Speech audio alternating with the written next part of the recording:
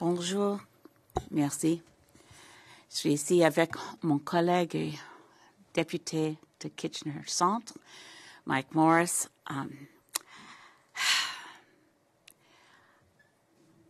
I want to share with Canadians what I learned from reading the top secret version of this, the special report on foreign interference in Canada's democratic processes and institutions.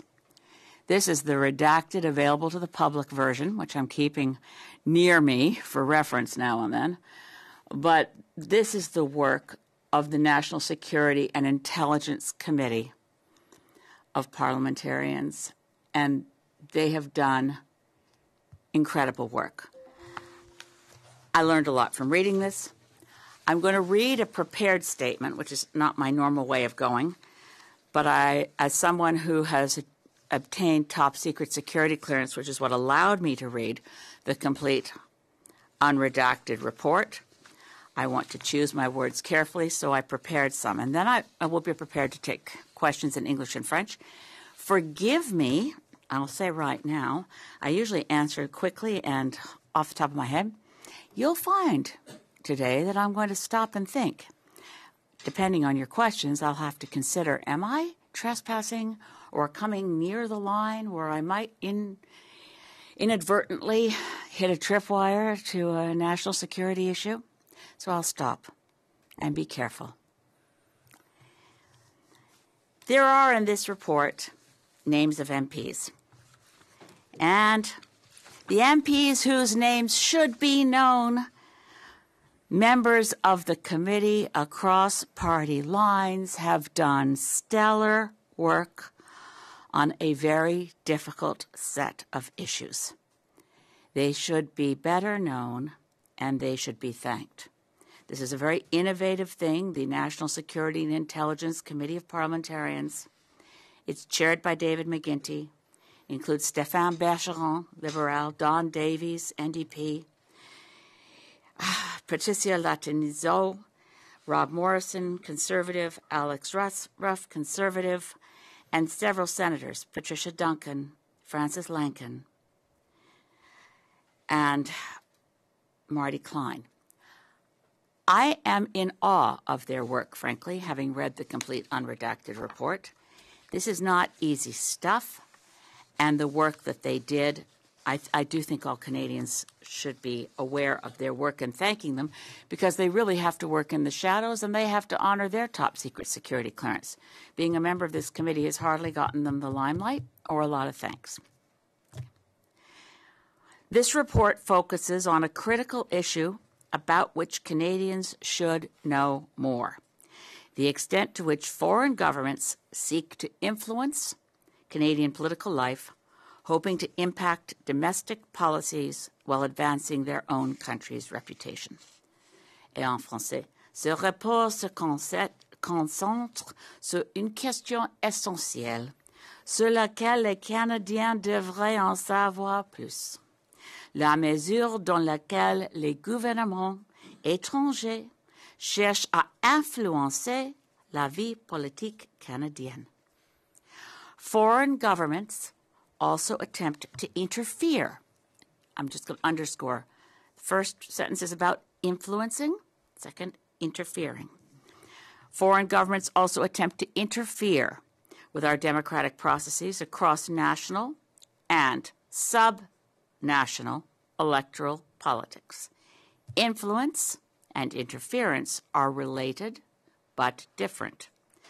We need to know more about the tactics and strategies used by foreign actors in both categories, especially when actual interference is involved.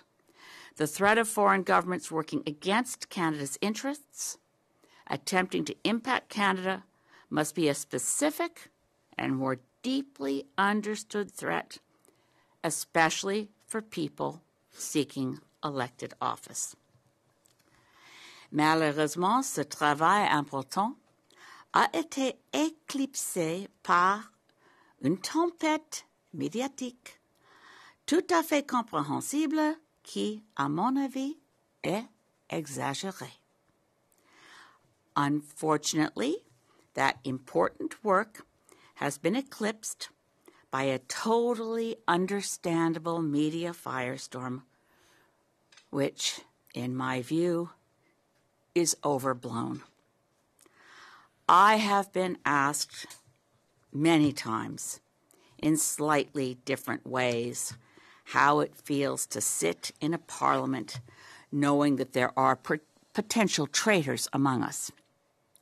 Shouldn't the public have a right to know which MPs have sold out their country for benefit or favor from a foreign government? Having read the full, unredacted National Security Intelligence Committee of Parliamentarians report, for myself, I can say, I have no worries about anyone in the House of Commons. There is no list of MPs who have shown disloyalty to Canada. There is no list of MPs who have shown disloyalty to Canada. So I am very glad I read the full report. I am very comfortable sitting with my colleagues. We will disagree on policy and on many issues, but I am vastly relieved. The most worrying case, found at page 26 of the publicly available report, is one referenced instance of a member of Parliament proactively, and that's the in quotes in the public document, proactively sharing privileged information with a foreign operative. That person should be fully investigated and prosecuted. That person is a former MP. The few named people may be compromised. They have been beneficiaries of foreign governments interfering in nomination contests. Saying as I do that I'm relieved does not mean that there is nothing to see here, folks, so let's forget the whole thing. There are clearly threats to Canadian democracy from foreign governments. I would like to suggest to all colleagues in Parliament, particularly leaders of the other parties, that we refocus our public statements and parliamentary debates on what steps need to be taken to better protect our democracy. It is clear some foreign governments see Canada as a pretty vulnerable, soft target.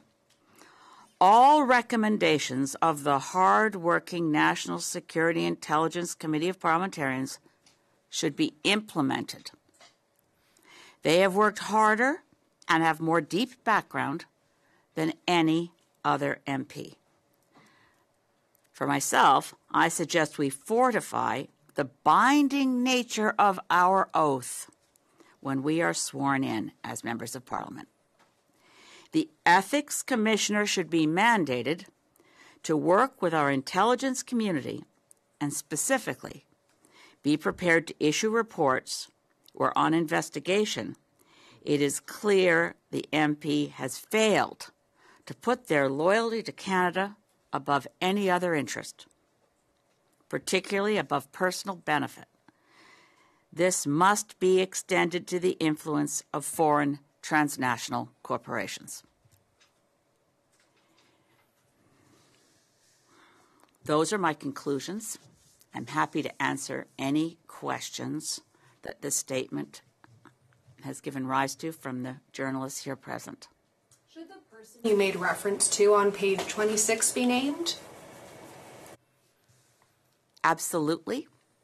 That is, again, the person on page 26 to whom I referred proactively shared privileged information with a foreign operative. There, as you remember from all the coverage so far in terms of the language of the report, there's been these categories of witting and unwitting.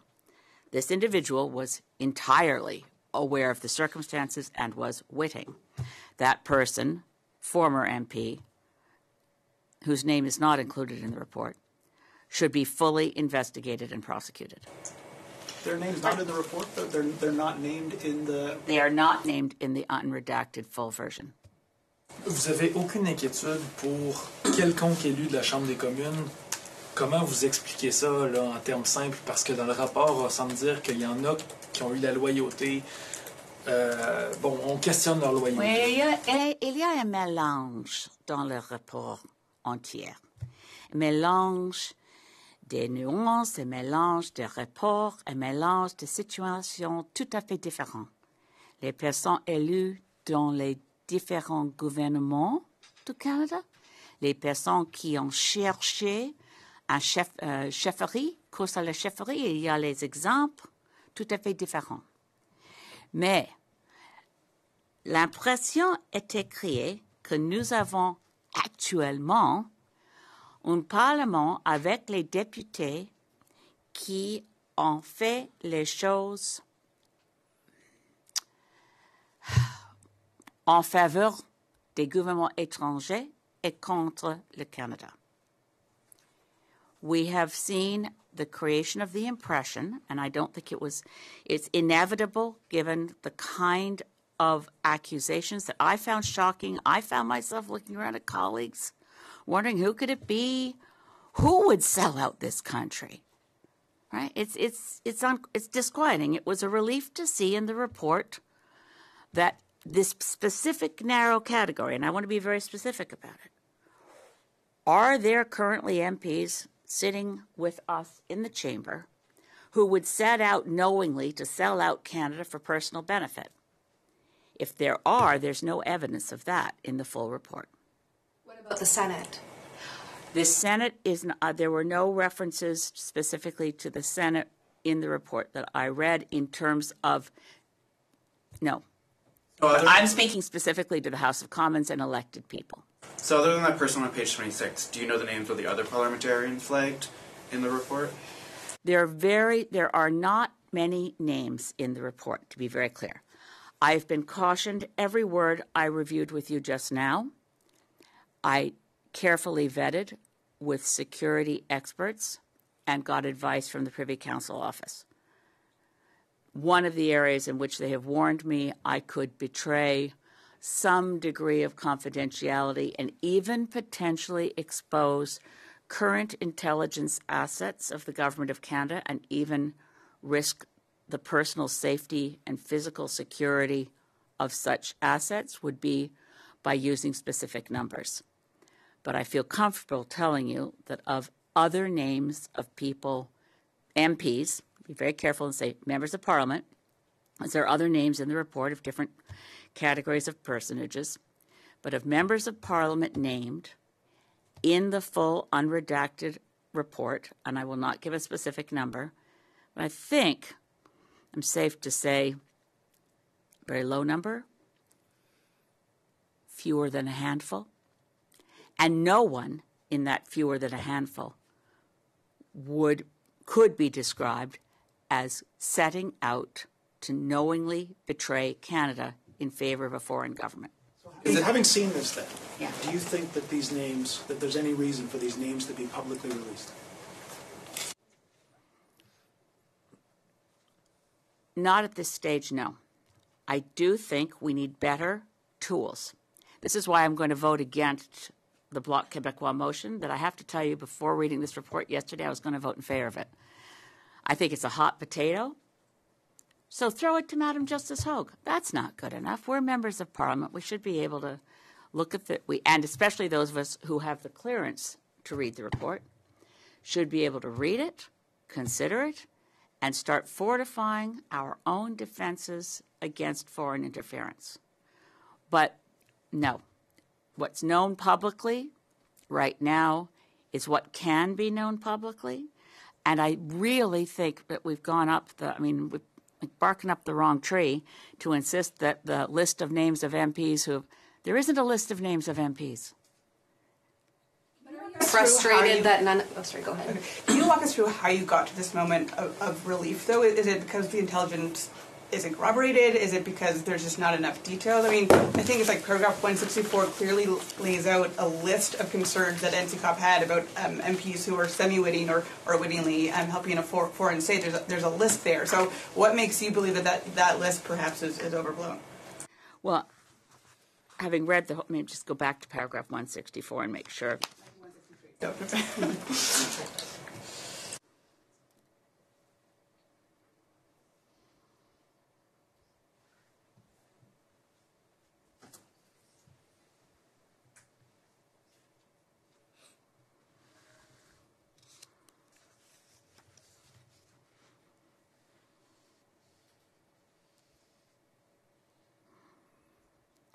Again, what is contained in the full unredacted report does not suggest, I mean, again, this is the unredacted. The committee has seen troubling intelligence that some parliamentarians are, in the words of intelligence services, semi-witting or witting participants in the efforts of foreign states to interfere in our politics. Right? Again, those words are carefully chosen as well. The efforts of foreign states to interfere in our politics. That's concerning.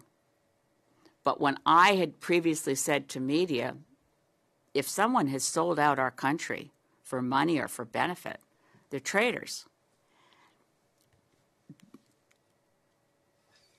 Participants in efforts of foreign states to interfere is far short of a prosecuting offense of traitors, of treachery, or performing acts that could be considered traitorous, disloyal.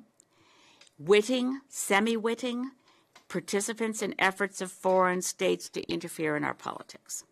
And then again, communicating frequently with foreign missions or during a political campaign to obtain support from community groups or businesses. Now, there are a lot of different actors, and this is another thing that comes up when we read the whole report, for those who get a chance to do so.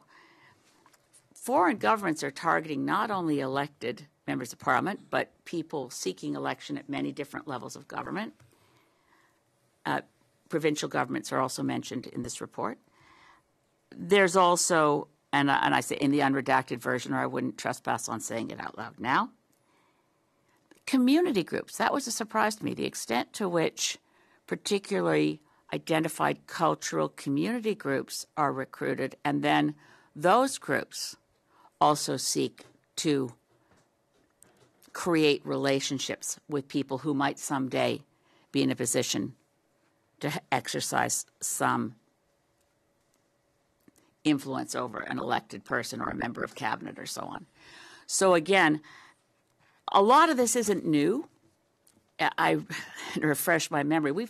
We've ignored some warning signs in the past. I'll take you down I was going to say memory lane, but many of you would not remember this. The 1983 Leadership Convention, at which Brian Mulroney defeated Joe Clark, it was only some years later that we discovered it was foreign money produced by Karl-Heinz Schreiber to pay for people to show up in generally the anti-Clark camp. That became public knowledge when exposed by the CBC and the Fifth Estate some years later. I was shocked. The idea that some right-wing Germans had decided to change who was leading the Conservative Party.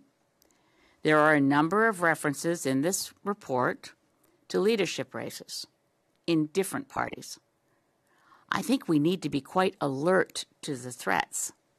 What I'm trying to say is that we don't want to be distracted in our efforts to better understand foreign interference, better protect our democracy by the thought that there's a list of MPs somewhere and they're traitors and should be exposed.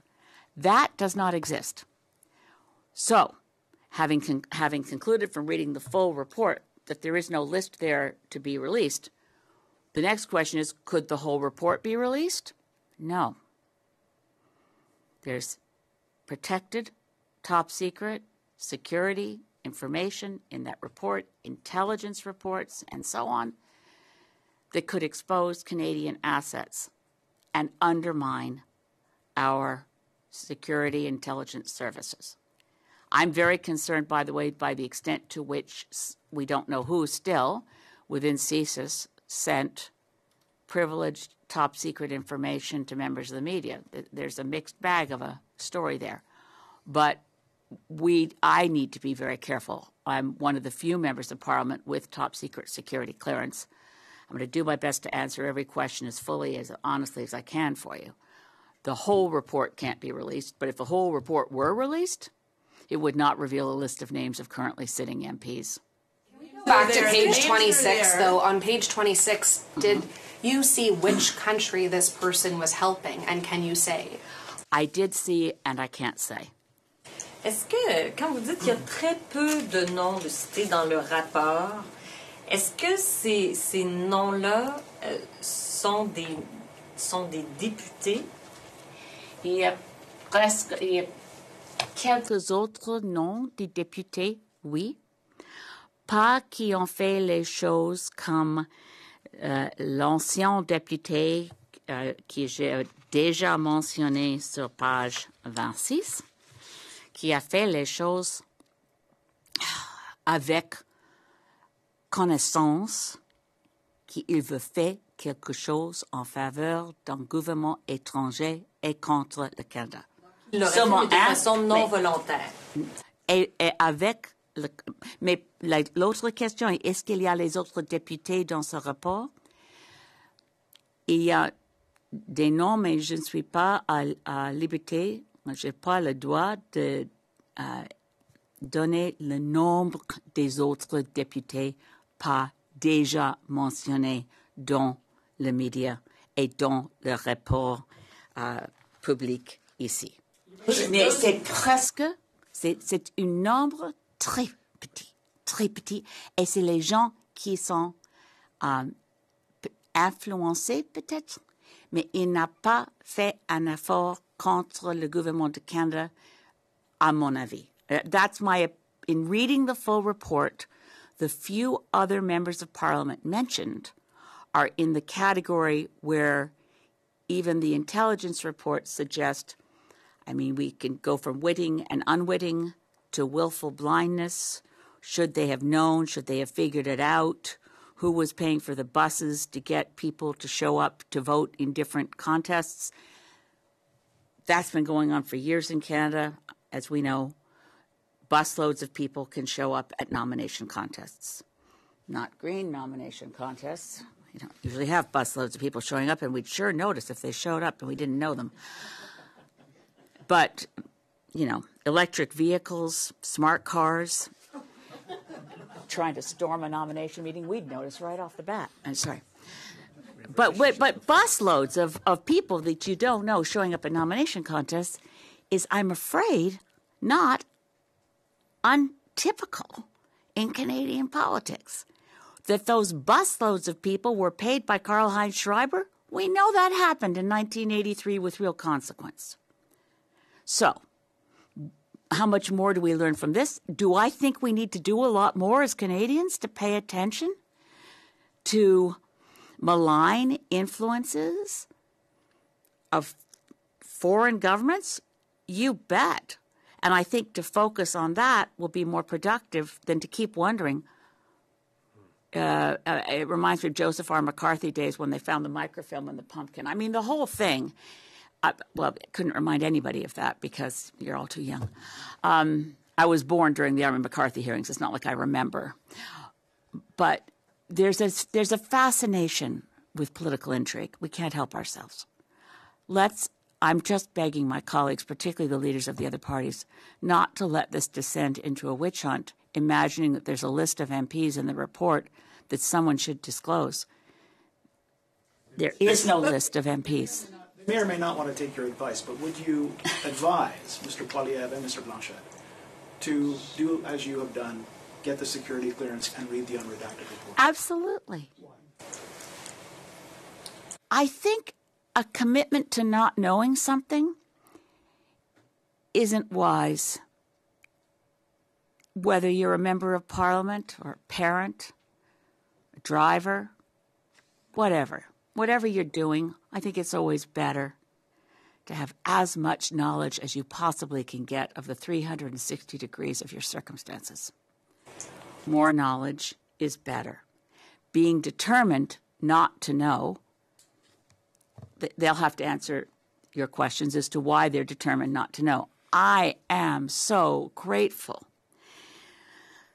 that David Johnson, but for this, I would not have top secret security clearance. Former special rapporteur, an ill-fated mission for a fine man. But if David Johnson had not reported, as he did, that leaders of federal political parties should have access to top secret security clearance, I wouldn't have had access to ask for it. John Meeting a eu l'accès Ouais. au rapport et il a dit hier en Chambre, le premier ministre connaît les noms des députés qui travaillent potentiellement avec des gouvernements étrangers comme ceux de l'Inde et de la Chine. Il contredit ce que vous dites aujourd'hui. Oui, je comprends. Je ne sais pas pourquoi j'ai déjà lu le rapport secret et M. Singh reste avec sa position qu'il veut lire le rapport, mais actuellement, il n'a pas l'accès. Je ne comprends la situation entre M. Singh et moi-même. J'ai demandé le droit de lire le rapport. J'ai reçu l'aide des membres de notre gouvernement dans le conseil privé. Et hier soir, à 5 heures, dans une chambre tout à fait secrète, j'ai commencé to lire le rapport. So, in contrast to Mr. Singh, who has said he's demanding to read it, he has top secret security clearance, he's asked for access. I take him at his word, he's asked for access. I followed the procedure in a letter that I had received in May from the Privy Council office explaining how someone in my position with top secret security access might be able to access the report, understanding that, and the circumstances aren't the easiest. You have to go to a secure room, leave all your electronic devices in a locked drawer. You don't take in a pen and paper. You don't take notes. So I brought this because it helps me remember what was redacted. So when I start a page like this, it will always have something like this paragraph was deleted to remove injurious or privileged information. The paragraph described how Pakistan has engaged in foreign interference in provincial or federal politics. That's just an example. Throughout the redacted document, you see sentences like that. Help me remember what I read when I couldn't be taking notes at all.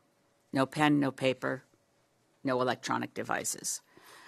But that's as it is. I don't know why I'm sure Mr. Singh will get a chance to read this. But, he said he'd throw anyone in his caucus out if they had experienced foreign interference or been. I think it's important. Will he have to, and would you? I don't. Look, the answer is because I have just said I don't think there's anyone currently sitting in the House of Commons who's committed acts of foreign interference or shown favoritism to a foreign government over the interests of Canada. I think we're talking about smoke and mirrors and political posturing. The MPs that are named in the report, the MPs where there are names, you're suggesting there are names. There are also instances where there are no names, but stories being told. Should these members of Parliament know that this information exists about them? Should they be aware? I would be surprised. There's a reference throughout to what CSIS does in terms of risk management. One of the things CSIS does to minimize threats is to brief people who ought to know better. And that's done pretty regularly. So I'd be speculating to say whether they already know or not. I don't know.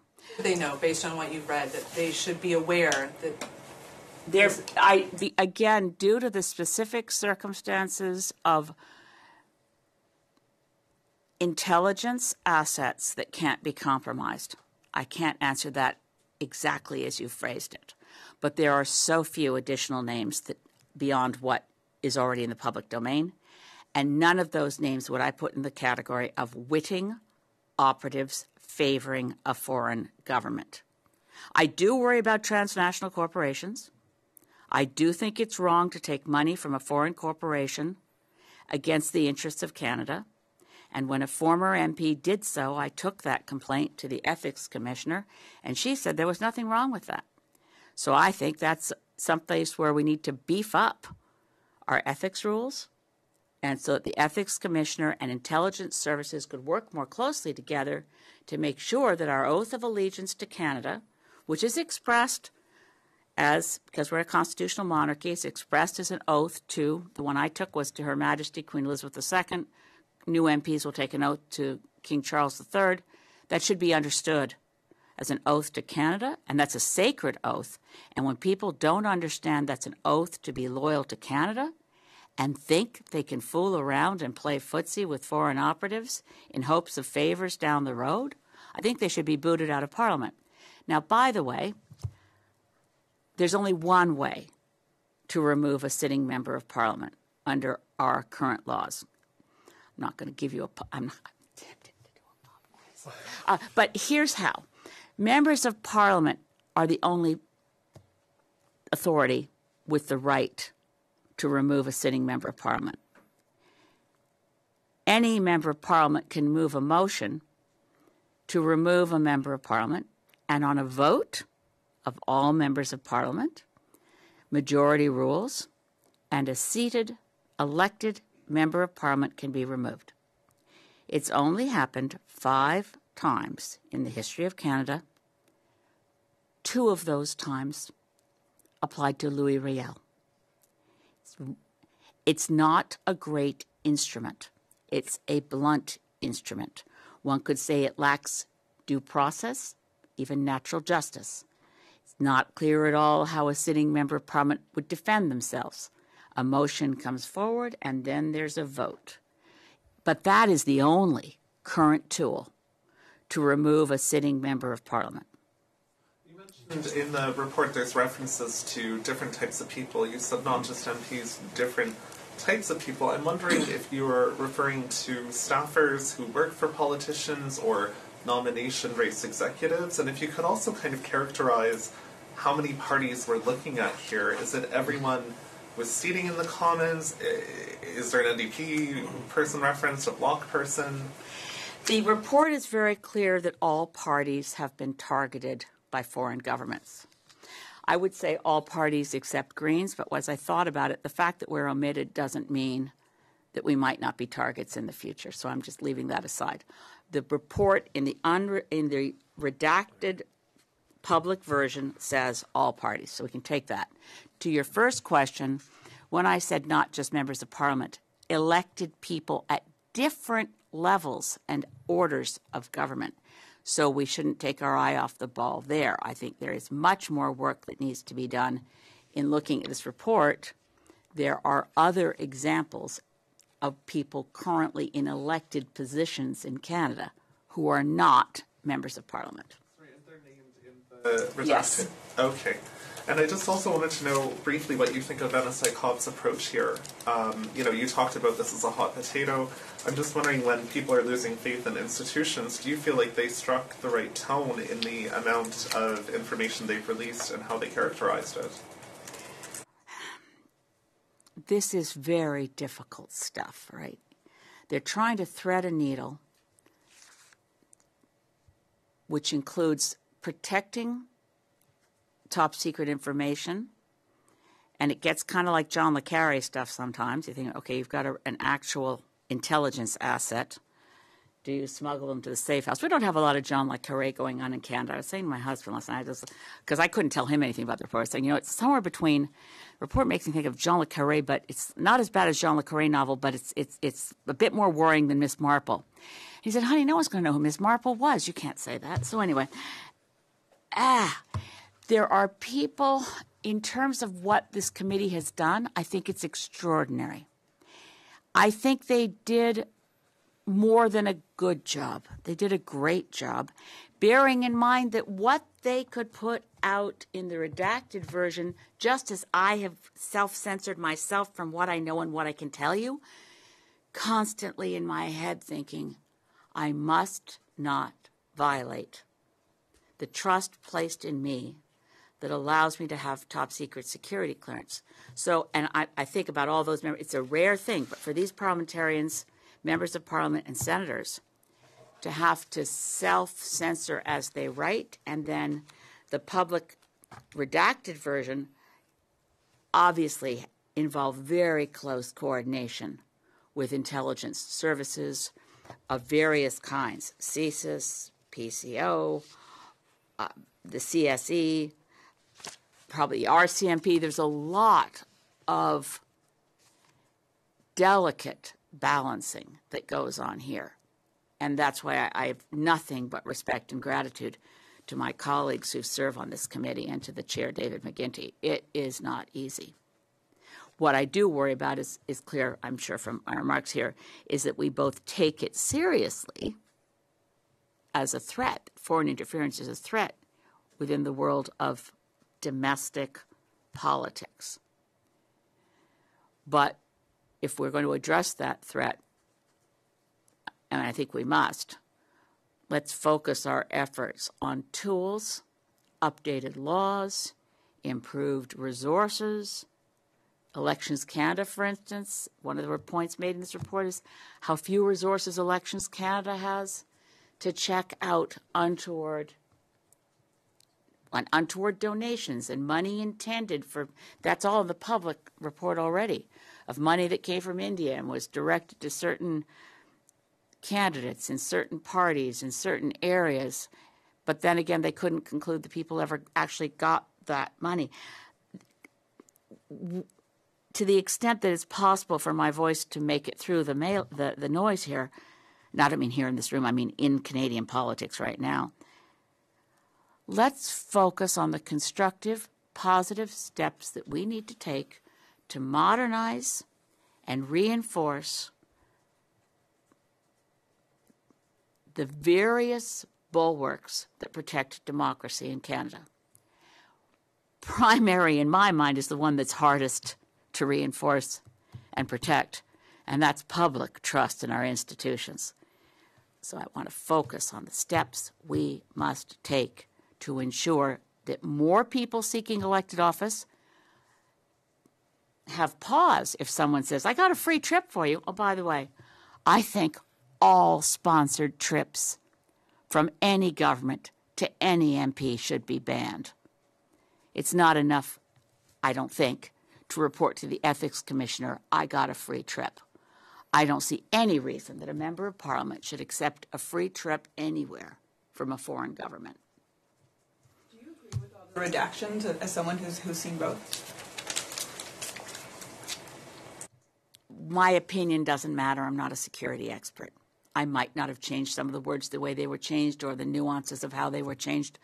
But again, everybody who did that work knows a lot more about it than I do. Should they have known that even referencing MPs was going to cause a problem without a plan to figure out how they were going to solve for that?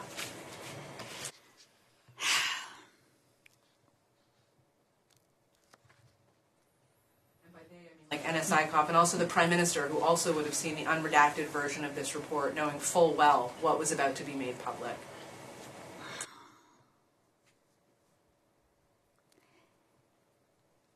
The extent to which they're buried in top secret documents and reports, the review of whether, again, looking at random sentences in the CSIS's assessment that candidates were unaware of the source of the funds, and again, the different kinds of cases that are they're often they're not that many of them, but specifically references case studies.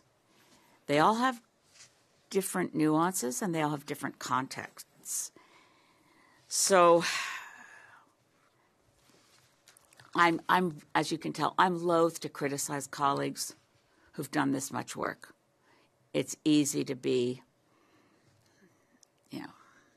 in hindsight, more of attention on communications, but the pressures that this committee was under to produce a report and attempt to assist our institutions protect themselves. I mean, there's a lot that got through in the unredacted version. There's a lot that got through into the redacted version, the public version, that gives us plenty to work on. I'm concerned that PMO didn't immediately take the recommendations from the committee and implement them, as an example. There's a lot here to chew on. Whether the focus on a non-existent list of MPs who've betrayed their country is lurking in a document that people won't reveal, and that's really unfortunate because I don't think anyone intended to create that impression. I can't see why they would want to create that impression, and there is no list of names of MPs who have consciously, deliberately sought to sell out Canada to preference another government. Can you tell us about the page 26 allegations? Did that MP, the former MP, receive any benefit? The one you're saying should be, prosecuted. Did they receive any benefit from that foreign government? Was it? It's enough that they wanted to deliberately. Let me just make sure I'm sticking with what is in the public version. A then member of Parliament maintaining a relationship with a foreign intelligence officer. The member of Parliament sought to arrange a meeting in a foreign state with a senior intelligence official and also proactively provided the intelligence officer with information provided in confidence, and I'll just read in what's intended here, provided in confidence to the MP, a then MP. As I said, this is a singular example unlike any other in the report. There is no other example of an elected person at any level of office deliberately seeking out a foreign government's intelligence officer and proactively providing information. Did they receive a benefit? That's not something I can speak to, but on the face of it, it's outrageous, and that should be prosecuted. Is it acceptable to you that this is only coming out now if it's a former MP? Well, I don't know when. It's who knows when they knew, right? It takes intelligence gathering is not my forte. So, but I think that now we know. We don't know the name. We don't know the person. We do know that that's an outrageous example, and I think prosecution is appropriate on the limited knowledge of facts I have from reading the whole report. Do you know about sponsored travel? You just mentioned that should be banned. Yes. Is this? Are you specifically talking to a reference in the report, or no? Why did you say what you said then about sponsored travel? I've never accepted a sponsored trip from a foreign government. I see a lot of people taking sponsored trips, and I'm not at all. Way. I don't want to judge or condemn my colleagues. Almost every MP I know and that I respect has taken sponsored trips. We know which governments offer them most often, and I don't think they offer free trips to visit their country without expecting that they've at least influenced the MP a bit, that their country is one to be a friendly country. We don't mention anywhere in these documents, by the way, some countries aren't referenced that have, in this released report, Russia's involvement has been downgraded and India's involvement upgraded. That's publicly accessible in this report. We don't talk about the United States and how it's influenced Canadian politics over many, many years. We don't talk about other governments. Trips to other countries that are offered for free. Is there really a free lunch in politics? Do we just think this is what politicians get as a perk, free trips to other countries? I just think it's bad practice. And while we're tightening up the rules and looking at foreign influence and foreign interference, I think they should not be allowed. What is most problematic about a member of parliament going on a trip that is sponsored by another country? Do you want to talk to any of that? Look,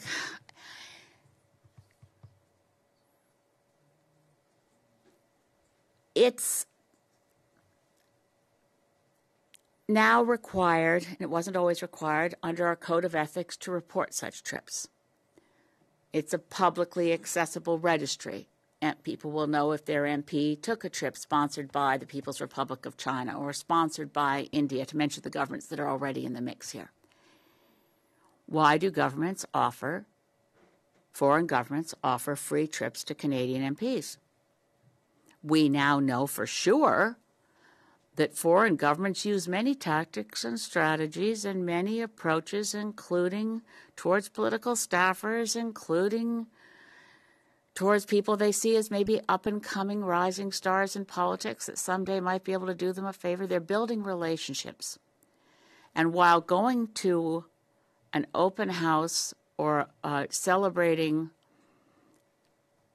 a national holiday at an embassy here in Ottawa and having a lovely time at a party offered by the diplomatic service of whether it's the United States or Norway is building a relationship. And I think a lot of those are healthy relationships. It's good to have a sense of the world. But a free trip is, to me, crossing a line. And I'm just speaking as myself. I don't take a free trip. I've gone on a sponsored trip and paid back the sponsor because I don't want to feel at any level beholden to any foreign interests ever. I do think seeing the world is great, but foreign governments offering free trips, I think they do it to curry favor and support within Canada from a select group of MPs. And I think it's a practice. It's just me. It isn't a recommendation coming out of the National Security Intelligence Committee of Parliamentarians, but I think we should look at it. I think it should be discouraged. For me, I think it should be banned. What was the trip that you took that you paid back? It was a trip in March of 2018, and I'm really proud of the work we did. The Canadian Palestinian Parliamentary Friendship Group managed to have MPs from 5 parties, 18 MPs, travel to the occupied territories. I learned a lot. The trip was sponsored by the Palestinian Authority, and I wasn't the only MP to pay back all of my costs, but I did, and I would not want to say who else went and who else didn't pay or whatever. I don't want to accuse any of my colleagues, but I just felt strongly about it. Sponsored travel from any government, are you including Israel? You didn't specifically mention that country. Yes, I didn't want to specifically mention Israel because, well, they're already in the report. But I'm looking at who sponsors travel a lot. Yes, Israel sponsors a lot of trips for Canadians. And I would certainly take one. I've been trying to organize it for some time, but I would pay them back. So if you're not going to support this block motion, what do you think the next steps are for Well, I tell you why. I'm sorry, but I should back up. Why I'm not supporting the block motion is that I think it's throwing a hot potato in the wrong soup pot. Madam Justice Hogue has a lot on her plate and short timelines. Her inquiry is not ideally suited to what the Canadian public needs to know now, which is to investigate for instance, the former MP mentioned on page 26. Somebody needs to do that. I don't think it's going to be Madam Justice Hogue. So we could go through the process of throwing it to the Hogue inquiry, knowing how overburdened they are to meet the deadlines they've got. And where would we be at the end of the day when she reports back? Probably where we are now, which is why I think it's better for parliamentarians to take responsibility for the hot potato, spend the time it takes, and for more of our colleagues, particularly leaders of other federal political parties who have access to the documents if they so choose to pursue it, and for us to try to work in a nonpartisan spirit. That's the worst part of the debate that's happened in the last, since this report came out, is, of course, everything that happens in Parliament is increasingly hyper-partisan. it doesn't help us come to solutions.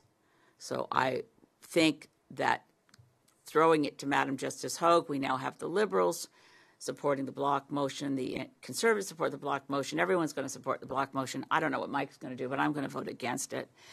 I think it's performative without being substantive. It moves the issue along. It says, we're going to give this to Madam Justice Hogue. And I did see, and I'm aware that the chair of the committee, David McGuinty, said, well, that's progress, that moves it somewhere. But I think we should take responsibility for this ourselves as parliamentarians, and I think it would be really ideal if all party leaders could sit down together and say, okay, what's the best thing to do now? We have a collective duty and loyalty to Canada and to the Canadian electorate to restore their confidence in what goes on in this place. And how do we do that? The more nonpartisan we can be, the better. And I do think that's possible. Every now and then I see it emerge when we speak as one because we care about an issue. We care about Canada. This is a very disturbing report. But I think if all the other party leaders had read the unredacted version, as I have, I think we might be able to have a reasonable, grown-up conversation about where do our obligations lie? Where does our duty lie? What could we do together for Canadians to sort this out? Could we go back to CSIS? Could we go back to sources? Could we push harder to say, and could we work with the committee to say, can we get these names out so Canadians know as much as we know about individuals and they can breathe a sigh of relief, as I did, in recognizing that there wasn't a big, long list or even a tiny list. There's no list. And there's no one named as an MP who has deliberately sought to undermine Canada in favor of a different country. Can't say that more clearly, or I suppose I should be careful again about my notes, but it really is important to know that while a few named people may have been compromised by foreign influence, it falls far short of what could be considered disloyalty to Canada, demonstrated disloyalty to Canada.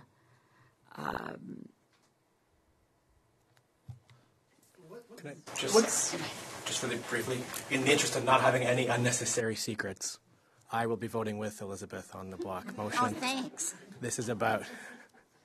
In the report. I've not read the report, as you know. I've read the redacted version, and I just strongly agree with Elizabeth. This is actually about restoring trust in our democracy. I want to take the actions that best move us towards that, and I trust a person who has read the unredacted version. And if anything, I wish we had more time before the vote so that more of this information could be shared with other colleagues that might encourage them to do the same. Yeah. Thanks, Mike. No, that wasn't a joke or a bit of put-up sketch. It is against the Green Party policies and bylaws for the leader to whip votes. So no matter how much I might want Mike to vote with me, I don't push it. We try to talk ahead of votes to know, because we think sometimes it's very cool to vote the same way, but it doesn't happen all the time, and we don't worry about it because his job is to represent the voters of Kitchener Centre, and my job is to represent the voters of Saanich Gulf Islands, and it keeps the lines pretty clear. What do you think is to be done about non-parliamentarians who are elected officials that you mentioned in the report? I mean, we have a federal motion for a federal inquiry. We have NSI COP, but as parliamentarians, I'm surprised they're talking about provincial or municipal. I don't know what tools we even have. What do you think we should do about that? I'd like to talk to my other parliamentary colleagues about it. I'd like to talk to the committee about it. I am distressed by foreign interference at any part of Canadian democracy, in any aspects of our democracy, whether nomination races, leadership contests, or actual elections to office at different levels.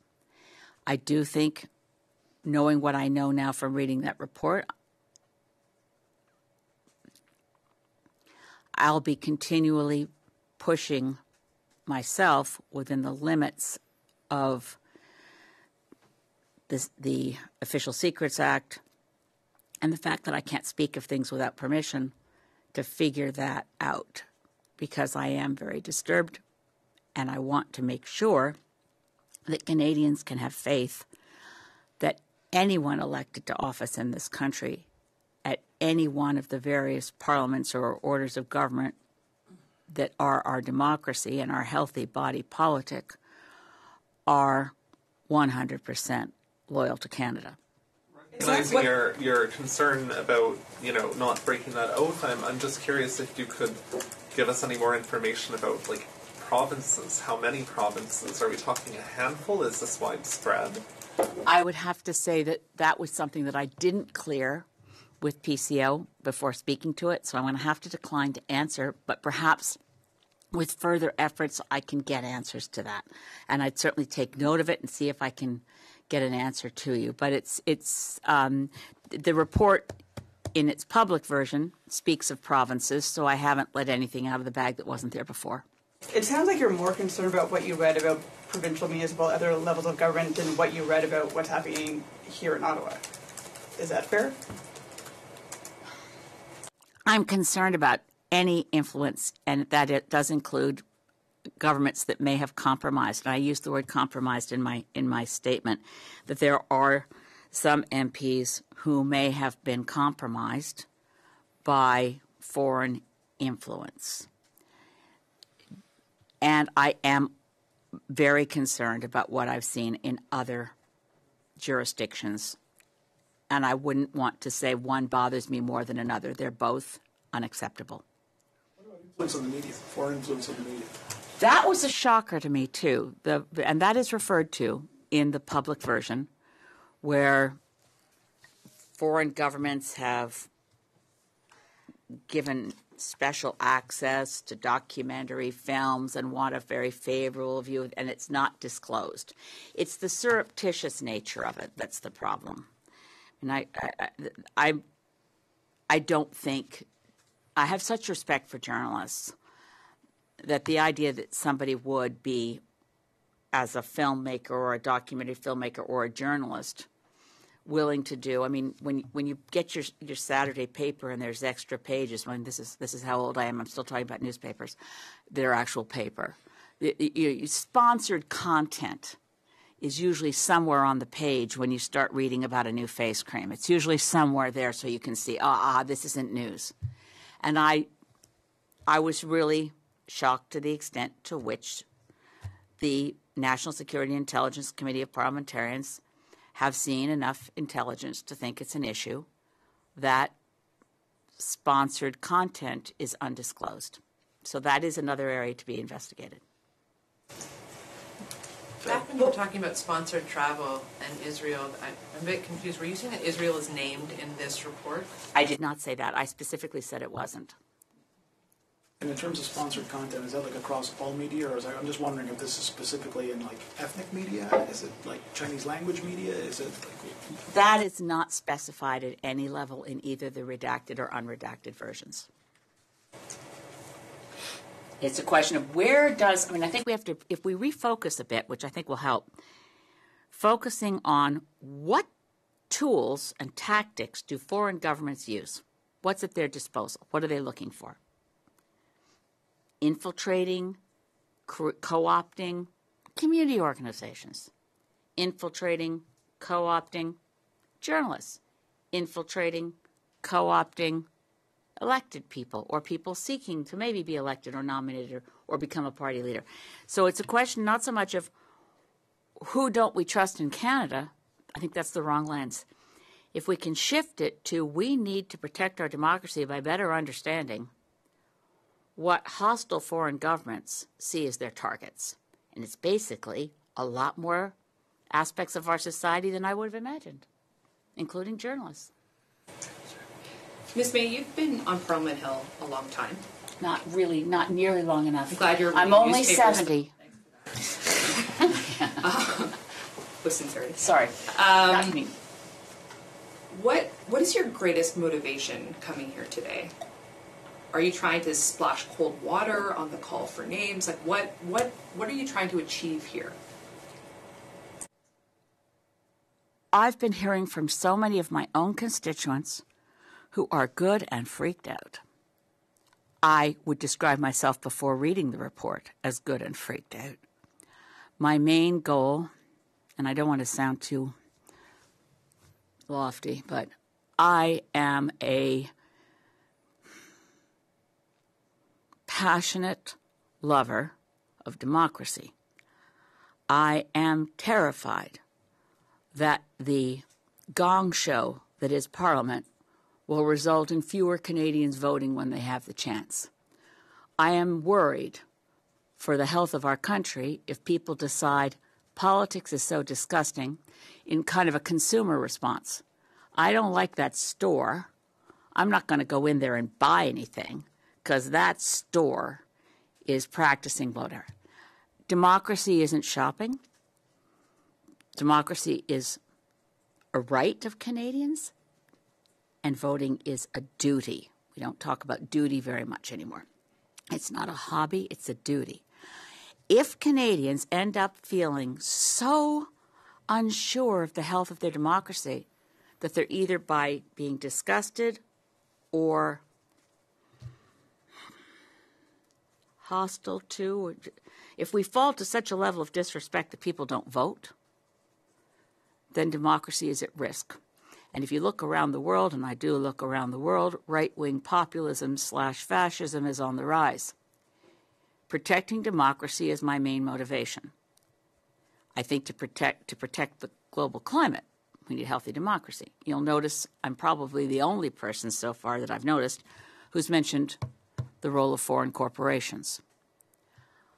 I do think we need to make sure that people aren't susceptible to too much money in politics. I really think we should bring back the per vote subsidy, just to throw that out there. There are tools, things we used to do that could address the threats that have been identified in the public version of this report.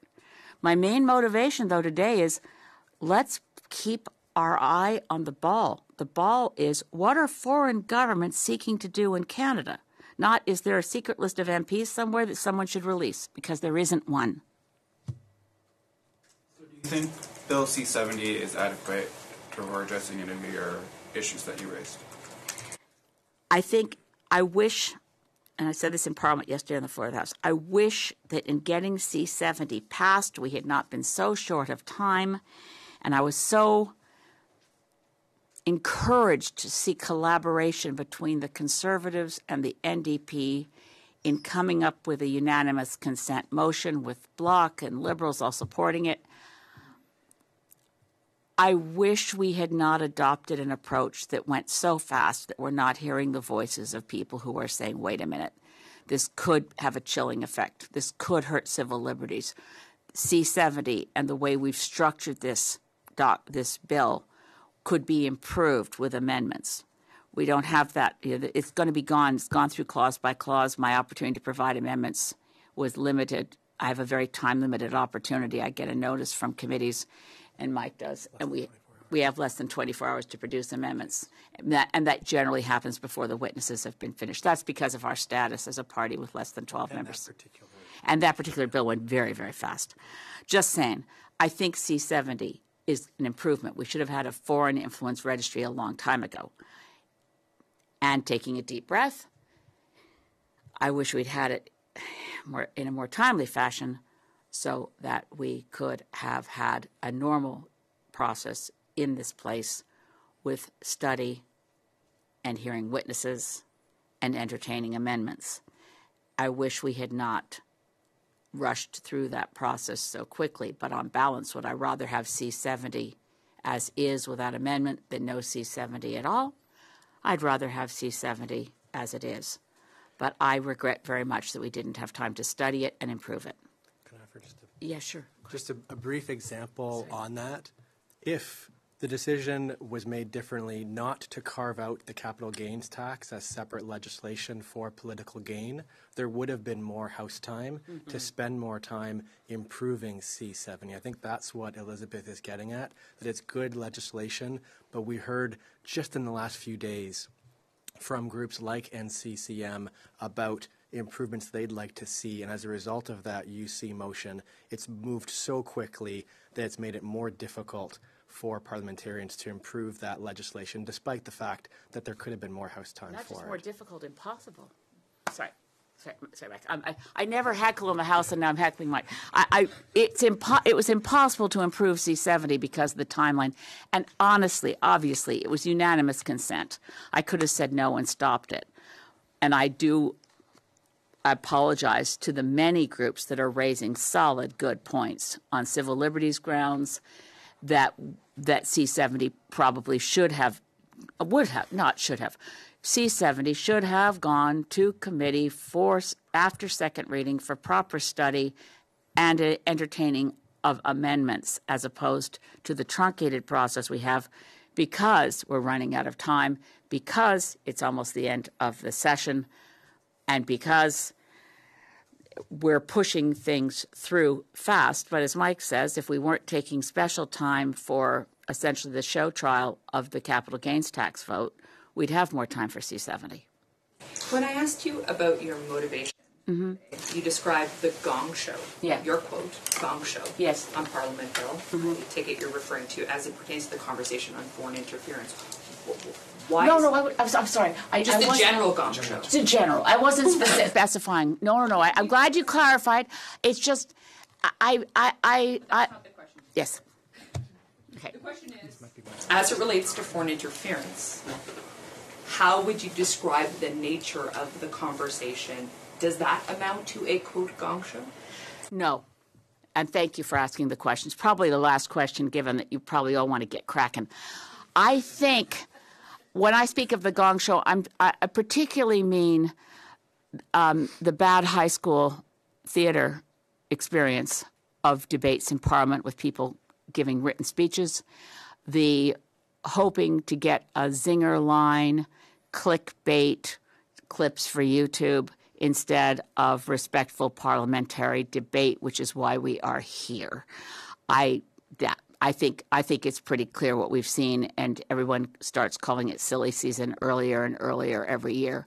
But since I was first elected in 2011, and it wasn't great then, things have become more disrespectful. The tone has become less civil.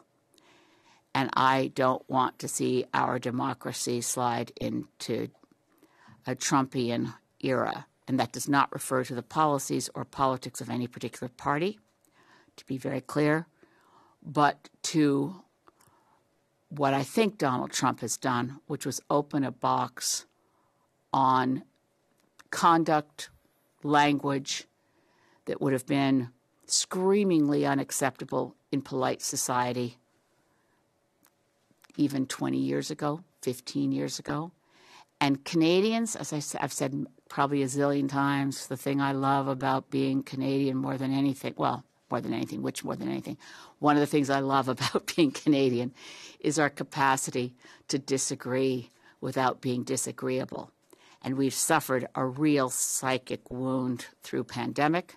Coming out the other side, for whatever reason, we're having a harder time disagreeing without being disagreeable. And I think, again, for a healthy democracy, for higher voter turnout, for citizen engagement, for all of the reasons that we need to protect Canadian democracy, we need to get back to respectful discourse and, if at all possible, to kindness.